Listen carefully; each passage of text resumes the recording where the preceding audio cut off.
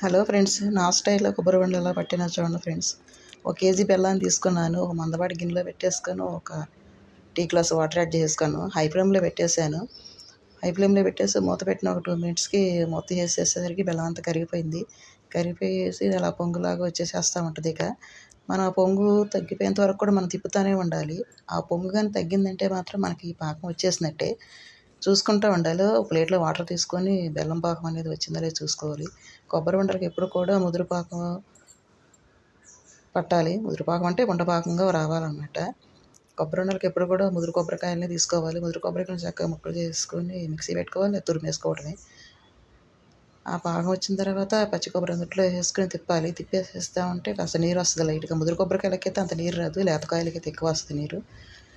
నేను ఆ కొబ్బరి వేసుకుని కాసేపటికి 5 నిమిషాలకే నాకు నీరంతా తగ్గిపోయింది. తగ్గిపోయి ప్లస్ ఆ రెండు కూడా పాకానికి వచ్చేసినట్టు అనిపించింది.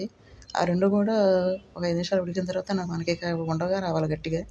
చక్కగా ఉండ చుడితే ఉండ వచ్చేటట్టు విధంగా ఉండాలి. అలా వచ్చేసిన వెంటనే 2 స్పూన్లు నెయ్యి వేసుకున్నాను వాసన కోసం.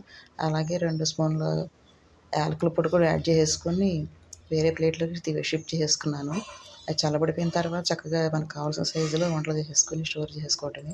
ముదురు కొబ్బరికాయలు తీసుకుంటే మనకి 2 వారాల పైనే నిల్వ ఉంటాయి. అదే లేతకాయలు అయితే మనకి నిల్వ ఉండవు అన్నమాట. స్మెల్ వచ్చేస్తాయి, పాడైపోతాయి. అందుకనే కొబ్బరి ఉండలకి ఎప్పుడు కూడా ముదురు కొబ్బరికాయలనే తీసుకోవాలి.